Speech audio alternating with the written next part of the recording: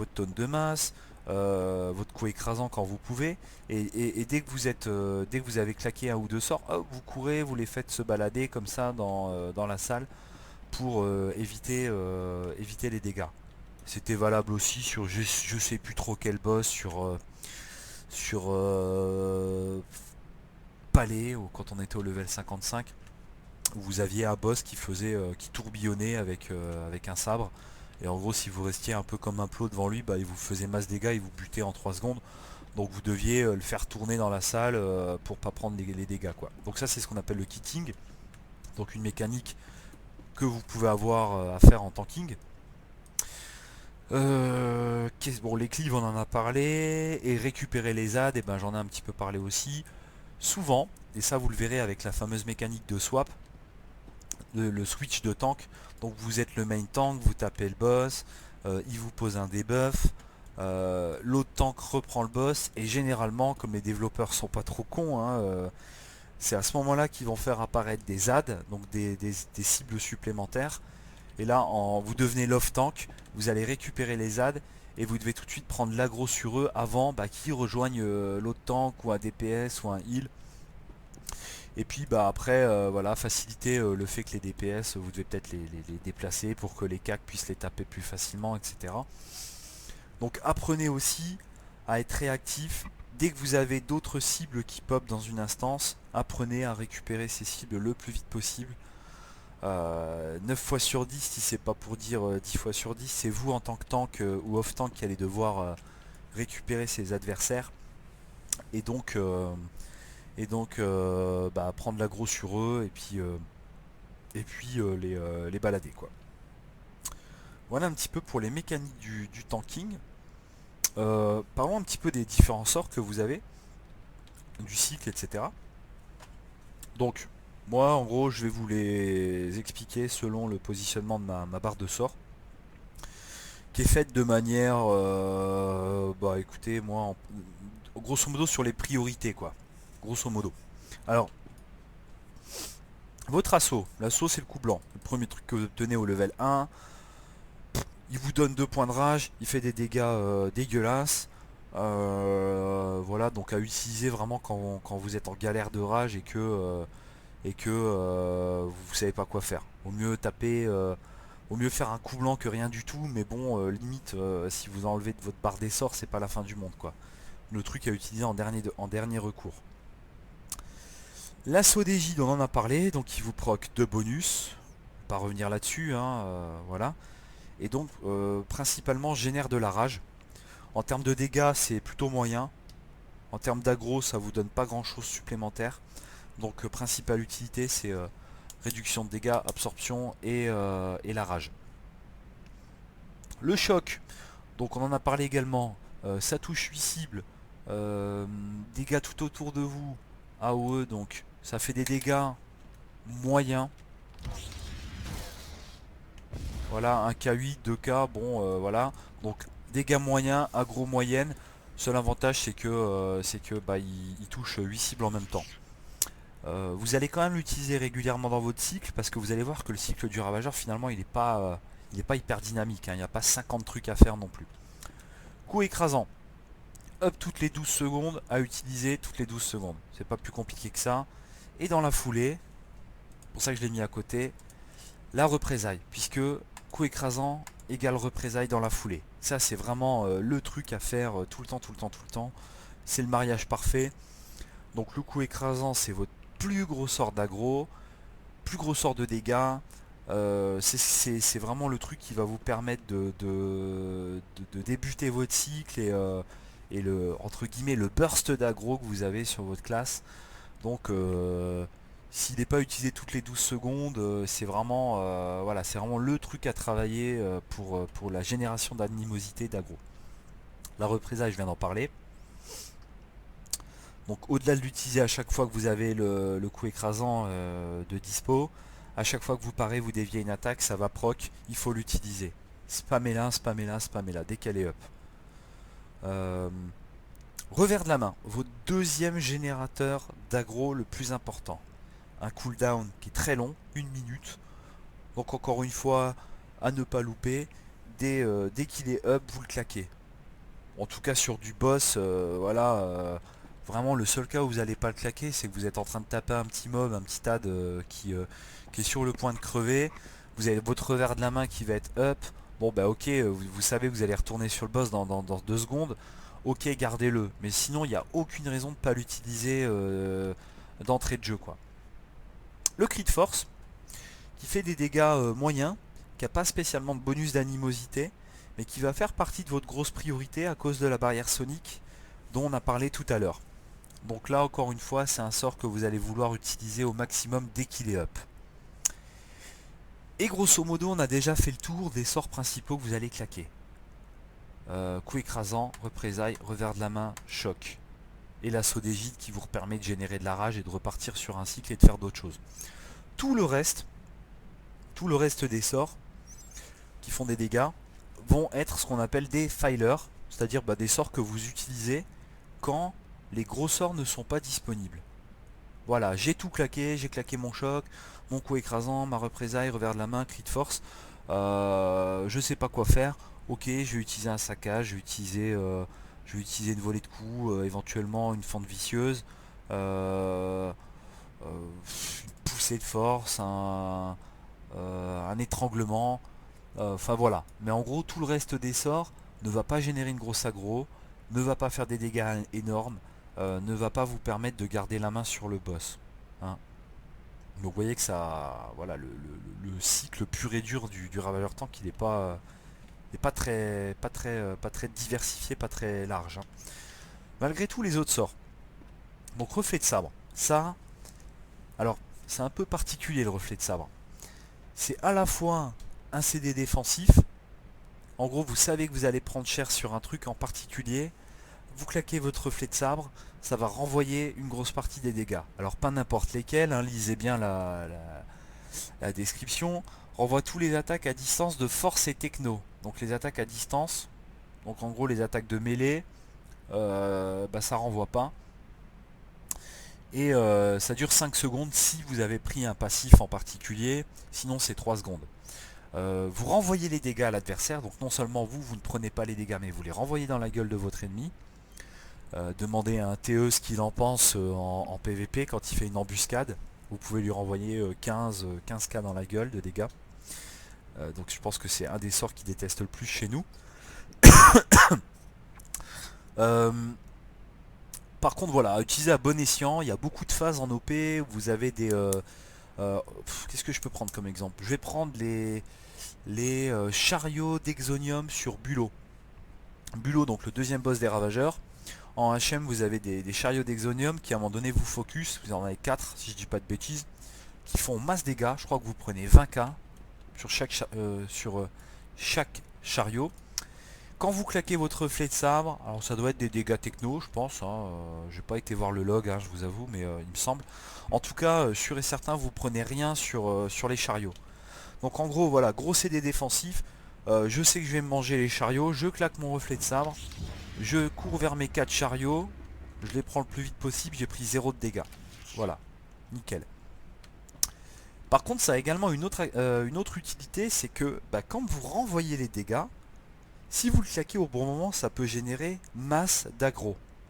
Je veux pas dire de bêtises, mais en gros, quand vous l'utilisez au bon moment sur un boss, je crois que c'est 10 000 d'aggro. 10 000 d'aggro, c'est énorme, c'est un gros boost. Les DPS, eux, ils font souvent des critiques, des 10k, des 5k, des 8k. Donc vous, une fois que vous avez claqué vos gros sorts d'aggro, et si manque de bol, vous avez un DPS qui a un proc de relique ou qui est en burst, ou qui a claqué un dopant, et c'est à ce moment-là que vous risquez le plus de perdre l'aggro. Donc c'est pas inintéressant, c'est loin d'être con, de le claquer dès le début du combat. Ça va booster votre aggro. Alors évidemment, attendez de prendre des dégâts, hein, faites pas les débiles. Si vous jumpez sur la cible et que vous claquez tout de suite votre reflet de sabre et que le boss il a même pas commencé à taper, il va rien se passer quoi. D'expérience, généralement les boss ils commencent à faire un peu de dégâts les 5-8 premières secondes du combat. Donc en gros ça va nickel vous donner le temps de claquer un peu vos gros sorts et de claquer ensuite votre reflet de sabre. Et là vous allez sécuriser votre aggro. Et voilà, donc ça c'est plutôt pour les open de combat. Et ensuite, quand il revient, et ben, si vous savez qu'il y a une mécanique spéciale pendant le combat, bah, vous le gardez sous le coude pour cette mécanique en particulier. Ou alors bah, quand vous êtes focus par des ZAD. Donc je vous parlais tout à l'heure du kitting des petits chiens sur Bulot, sur Sparky. Euh, je pense que ça fonctionne. Je sais pas s'ils font quel type de dégâts ils font, mais je pense que ça fonctionne. Comme je vous disais, bah, vous êtes obligé de faire du kiting, donc vous n'allez pas trop les taper. Donc c'est un peu galère pour garder l'aggro, bah nickel quoi. Vous jumpez sur eux, vous faites un choc pour prendre l'aggro, un coup écrasant après avoir activé votre assaut d'égide, et derrière vous commencez à courir comme un lapin, bah, vous claquez votre reflet de sabre et ça va peut-être vous permettre de garder l'aggro, de leur renvoyer des dégâts, d'en prendre un petit peu moins. Donc voilà le type de situation où vous allez claquer votre reflet de sabre. Euh, la volée de coups. Donc moi je l'ai mise ici parce que bah, c'est un sort que j'utilise très peu. Comme je vous expliquais, c'est plus pour, voilà, pour générer un petit peu de dégâts sur 8 mobs autour de moi. Donc c'est un sort plutôt de ZL ou de pack. Quand vous êtes entre deux boss. Sur du boss, franchement c'est quasiment useless quoi. Vous le faites une ou deux fois parce que bah des fois j'ai tendance à me dire allez c'est toujours mieux qu'un coup blanc. Et encore je sais même pas si j'ai raison. Un coup blanc c'est quoi oh, attendez. Blanc, ouais, 345, ouais, c'est 3 petits tics. La volée de coups, c'est un tic. Ouais, et encore, franchement, vaut mieux utiliser. C'est encore pire qu'un coup blanc, parce que le coup blanc, au moins, il va vous donner de la rage. Voilà, le seul truc que vous faites, c'est que vous appliquez le debuff de précision, et vous allez également l'appliquer avec le choc, qui est beaucoup plus puissant, aussi bien en AOE. Donc, volée de coups, c'est voilà, bof quoi. Vous avez un passif qui augmente de 25% les dégâts de la volée de coups. Bon, 25% de 1K2, je vous laisse faire le calcul, hein, c'est pas ouf, donc franchement, voilà, moi je suis pas fan de ce truc là quoi. Le lancer vicieux, c'est un sort qui va être utilisable une fois que la cible est à 30% de vie, en dessous de 30% de vie. Donc vous n'allez pas vous en soucier en début de combat. Elle n'a pas de bonus particulier mis à part les dégâts qu'elle fait. Par contre les dégâts sont pas dégueulasses par rapport à vos autres sorts de tank. Donc à utiliser très régulièrement en filer quand le boss est en dessous des 30%. Vous allez participer un petit peu au DPS de votre groupe. Même si vous tapez moins fort que les DPS, un tank qui fait du DPS et qui cogne sur un boss, ben finalement au bout des 5-6 minutes de combat il aura quand même payé un petit peu son DPS quoi. On va dire moitié moins qu'un DPS. Mais depuis la 3.0, j'ai l'impression que les tanks ils font quand même un peu plus de dégâts. Donc malgré tout, même si c'est pas votre priorité numéro un, tout ce qui peut maximiser votre DPS de tank, il faut pas s'en priver. Donc ça en fait partie. Vous avez un cooldown là-dessus de 10 secondes. Une portée de 10 mètres en plus. Il y a beaucoup de sorts où vous pouvez taper que au cac à 4 mètres. Donc si le boss bouge ou quoi, bah voilà, plutôt que de faire un lancer de sabre qui fait pas beaucoup de dégâts, bah faites votre lancer vicieux. Et, euh, et puis vous pouvez donc l'utiliser assez régulièrement une fois que le boss a passé les 30%. Et ça tombe bien parce que bah, c'est généralement les phases où il faut du burst, où vous allez peut-être avoir un ou deux morts dans le raid. Et, euh, et même si vous tapez de manière générale un peu comme une moule, bah, les 3K, 4K que vous allez faire toutes les 10 secondes, votre raid il va pas cracher dessus quoi. Voilà voilà. Ensuite le saccage. Alors le saccage, autant c'est hyper important quand vous jouez l'aspect vengeance. Rage j'imagine aussi, j'en sais rien parce que l'aspect rage je la connais pas. J'ai dû la jouer une fois 10 minutes, donc voilà. L'aspect vengeance je la connais quand même un peu mieux. En spé vengeance, ça va être grosso modo un quart de votre DPS. Euh, en spé rage, aucune idée. Mais en tank, alors les dégâts que vous faites, 6 à 7k. Alors attendez, je vais en try un là sur le mannequin. 1k7, 1k1, 3k2 avec un critique. Bon, c'est pas dégueulasse évidemment en dégâts. Par contre, attention, vous avez aucun bonus d'aggro, mis à part les dégâts que vous allez faire au mannequin. enfin la cible plutôt. Et surtout vous avez vu que c'est en 3 ticks. Je refais 3 ticks avec une barre de cast de 3 secondes. Pendant ces 3 secondes là, je peux, si je veux aller au bout des dégâts, je ne peux pas bouger. Si je bouge, j'irai pas au bout des 3 ticks. Ce qui se passe, c'est que si vous êtes dans une AOE au même moment, ou si vous devez bouger le boss à une place précise, ou enfin voilà, bref, tout un tas de situations où vous devez être en mouvement, bah en gros, commencer votre saccage c'est super, mais il faut pas aller au bout quoi. Il vaut mieux le casser et aller placer le boss là où on vous demande de le placer, hein. Je reviendrai jamais assez là-dessus.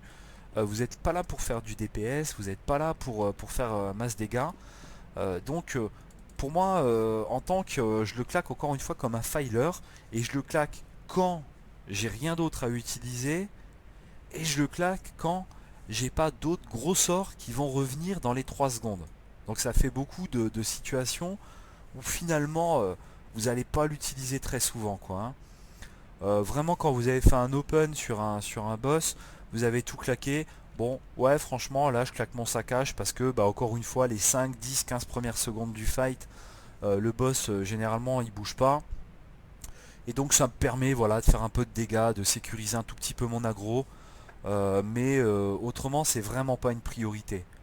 En résumé, voilà, faites-le quand vous n'allez pas bouger, quand vous n'avez rien d'autre à faire, mais autrement, faites pas une fixation sur le saccage qui, en ravageur tank, n'a pas du tout la même utilité qu'en maraudeur, qu'en vengeance, qu'en spérage, j'imagine. Voilà. La fente vicieuse, c'est encore une fois des dégâts assez médiocres. Euh, 1K5, 2K5 avec un critique, 1K5, voilà. C'est assez gourmand en rage, 2 points de rage. Le seul truc c'est que ça afflige un debuff qui sera beaucoup plus utile en PvP, vous voyez ce petit debuff là. Soin reçu réduit de 20%. Donc, donc ça c'est en gros quand vous avez rien à faire et vous devez cramer de la rage. Voilà, donc tout ça en gros c'est les filers. Voilà, j'ai 2-3 points de rage de dispo. Je sais que je vais pouvoir utiliser mon assaut d'égide après avoir fait ces trucs là. Et j'ai de la rage en rab, donc bon bah voilà, je fais mes 1K5, 2K5 de dégâts si ça critique. Mais pas d'autre utilité sur ce sort là non plus. Sauf en PvP, principalement, puisque bah, 20% de réduction de soins sur la cible, c'est toujours bien. Les boss, ils sont très rarement soignés. Donc le debuff de 20% de soins, ça sert à que dalle.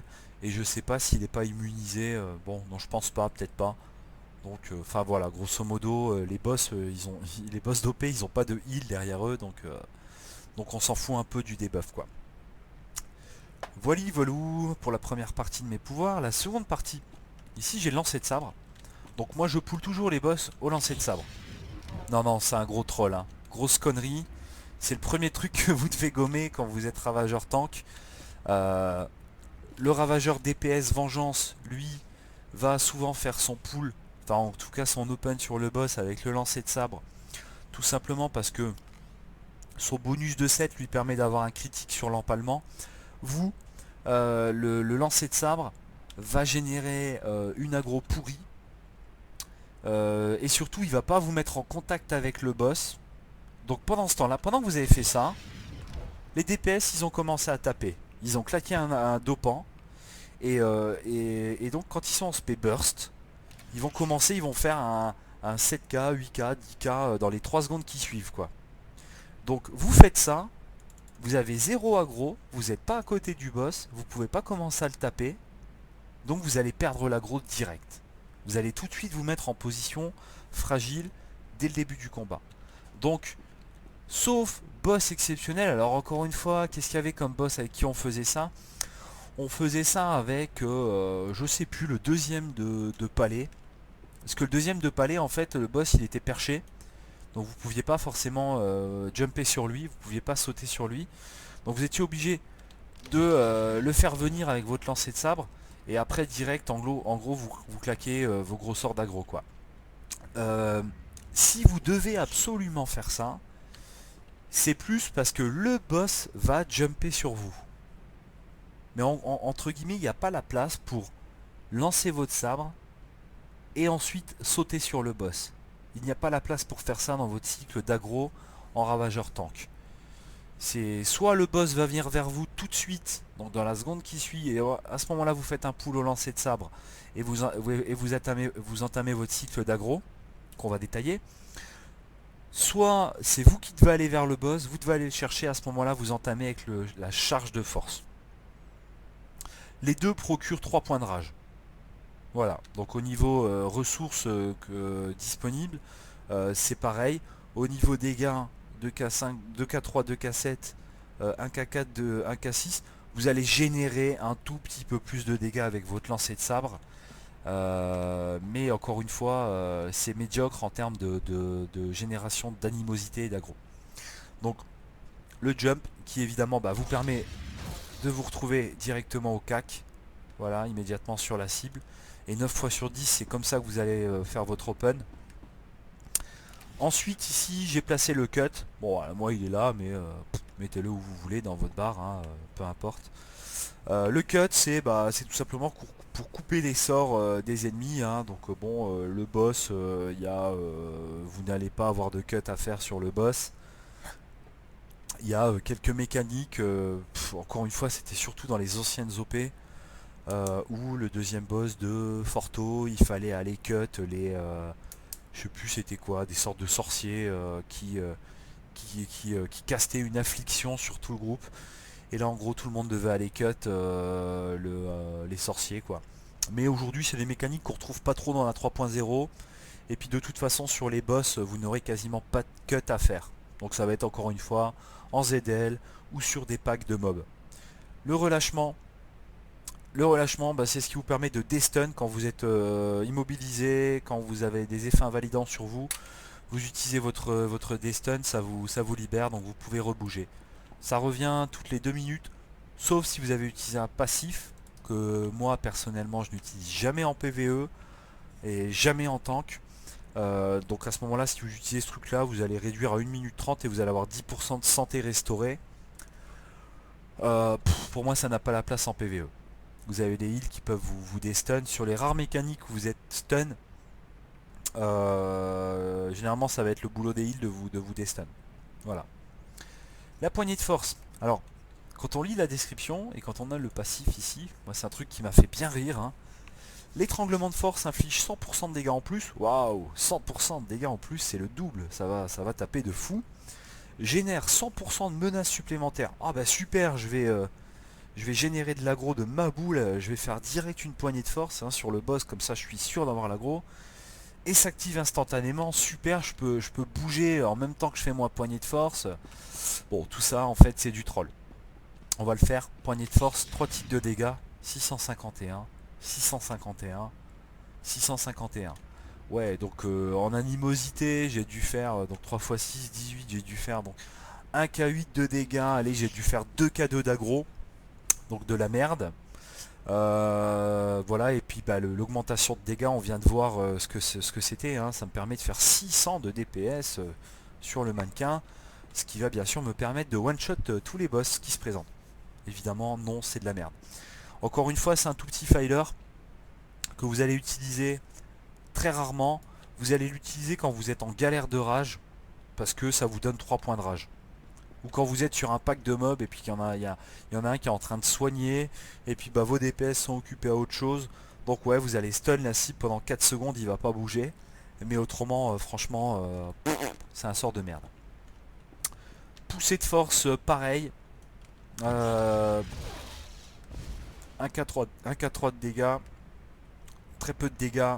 C'est rigolo sur les mobs, c'est rigolo en PvP. Par contre sur des boss, ils sont immunes à tout ce qui affecte leur déplacement. Donc en gros vous allez lui faire une poussée de force, vous allez le chatouiller. Un petit truc à cramer quand vous n'avez rien d'autre à faire. Je crois que c'est gratuit en rage. Ouais, c'est gratuit en rage. Bon, quand vous êtes sur une ZL où vous avez besoin de vite vous déplacer, par exemple vous êtes tout seul avec un mob ici, puis le pack il est, je sais pas, admettons vers la console là qui est devant moi. Vous poussez le mob qui est devant vous et ça vous réinitialise tout de suite votre jump. Donc ça vous permet de grouper un adversaire qui n'était pas dans un pack et de vous retrouver dans le pack immédiatement. Voilà, pour moi, la seule utilité PvE à la poussée de force, c'est ça. Voilà. Ensuite, le retour de sabre. Donc c'est un CD défensif qui est très puissant, qui dure 12 secondes, donc c'est énorme, et qui va réduire, donc augmenter les défenses de mêlée et à distance de 50%. Donc attention, par contre, ça n'a pas le même effet sur tous les dégâts que vous recevez. Donc défense de mêlée, en gros les attaques de sabre, de cac, etc.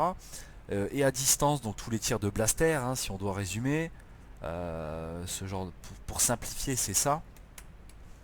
Donc augmente les chances de défense de mêlée. Donc en gros, vous allez pouvoir esquiver plus facilement les attaques de mêlée et les tirs de blaster. Et absorbant 25% des dégâts infligés par les attaques de force et techno. Attaques de force et techno, on a dit tout à l'heure que vous étiez beaucoup plus fragile que sur les autres types d'attaques. 21% de réduction de dégâts. Donc ça vous permet d'absorber 25%. Donc un petit peu moins que sur les autres types d'attaques. Mais bon, vous absorbez malgré tout voilà, un quart des dégâts. Donc ça, c'est un CD def que vous allez utiliser. Alors, excusez-moi, je coupe, hein, mais en gros, vous avez aussi plein de CD défensifs quand vous êtes en tank. Le reflet de sabre, on en a parlé. Après, il va vous rester l'invincibilité, le retour de sabre et la tolérance à la douleur. Il faut savoir quand utiliser quel CD défensif. En résumé, ça c'est attaque de cac et de blaster. C'est le CD défensif le plus utile. Si par contre vous recevez essentiellement des dégâts techno, en PVP ça va être les agents par exemple, qui font beaucoup de dégâts techno. Je crois même que c'est que des dégâts techno. Mis à part quelques dégâts internes avec la fléchette, enfin bref, voilà. Et les dégâts de force, donc tout ce qui est dégâts de force, en gros vous battez contre des sites, etc., des sorciers, vous allez plutôt utiliser votre invincibilité parce qu'elle amortit 40% de tout type de dégâts. Donc elle va être efficace sur tous les types de dégâts. Et donc en l'occurrence, pour optimiser, si vous ramassez des dégâts de force ou techno, c'est ça qui va vous permettre de réduire le mieux les dégâts. Si vous prenez des dégâts donc de blaster ou de sabre ou ce genre de choses, utilisez plutôt le retour de sabre. Voilà. Donc du coup, je rebondis sur l'invincibilité. Un CD défensif qui va durer de base 10 secondes et sur lequel vous allez avoir 3 secondes de plus quand vous avez votre bonus de 7.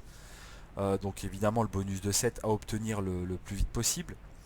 Et voilà, et donc je viens de vous expliquer ce que ça faisait, réduction des dégâts généraux de 40%.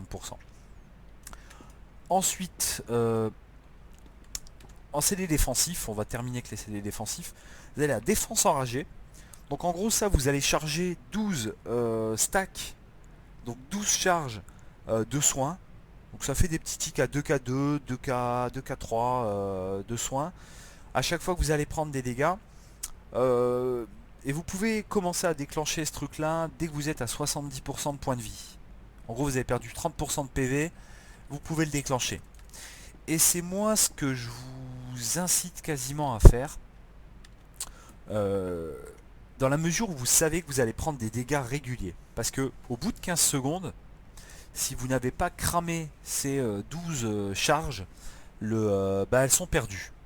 Exemple, je déclenche je suis à 70% de points de vie, je déclenche ma défense enragée, le boss me fait des dégâts pendant 5 secondes, je vais cramer 5 charges sur les 12, donc il va m'en rester 7.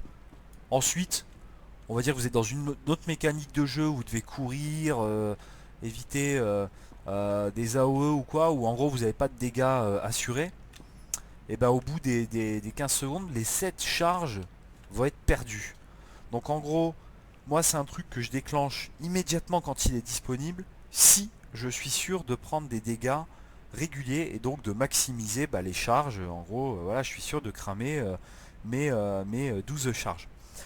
Ce à quoi ça ne sert à rien. Vous êtes bas en vie, il vous reste 10-15 KPV, vous utilisez votre défense enragée, c'est un peu la panique quoi. Parce que c'est que des petits tics de soins.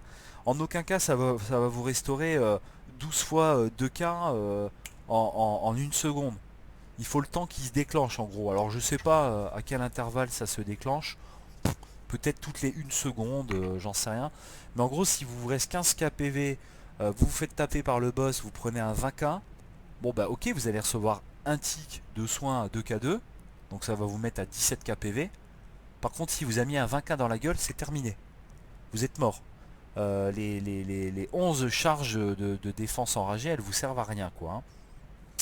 Donc c'est plutôt un truc, moi, qui va me servir à mitiger les dégâts pendant tout le combat. Un petit boost de soin, un petit coup de pression en moins pour le heal. Donc en gros, moi je le claque. C'est mon premier CD défensif que j'utilise et voilà, si je suis sûr de prendre des dégâts. Pas grand chose d'autre à dire là-dessus, si ce n'est qu'il a une durée de 2 minutes de cooldown et que vous allez pouvoir éventuellement avec un passif le réduire de 30 secondes, ce qui veut dire 1 minute 30. Vous comptez un combat de boss, généralement c'est 5-6 minutes, ça veut dire que vous allez pouvoir l'utiliser de manière certaine 3 fois pendant le combat. C'est énorme, hein, c'est des défensifs qui revient 3 fois pendant le combat.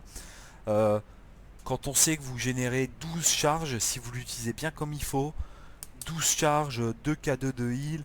En gros, ça fait 25K de heal par, à chaque fois que vous l'utilisez.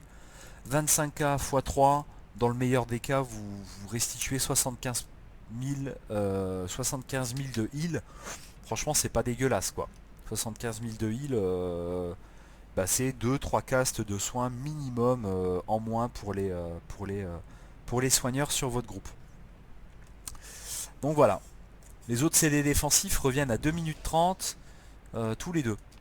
Donc voilà, ici vous avez un délai de réutilisation qui est beaucoup plus court et donc il faut en profiter. Dernier CD défensif, la tolérance à la douleur. Tolérance à la douleur, en gros ça vous offre 30% de PV en plus par rapport à votre santé maximum. Donc peu importe qu'est-ce qui vous reste comme PV, ça va toujours être calculé en fonction de votre santé maximum. Donc en gros là je suis à 50K PV, je suis au max. Je claque ma tolérance douleur, donc j'ai eu 20K. Donc vous voyez ici je suis à 66K de PV. Ici j'ai un debuff qui dure, enfin j'ai un buff qui dure 20 secondes. Donc dans 20 secondes je vais perdre ces 20K PV.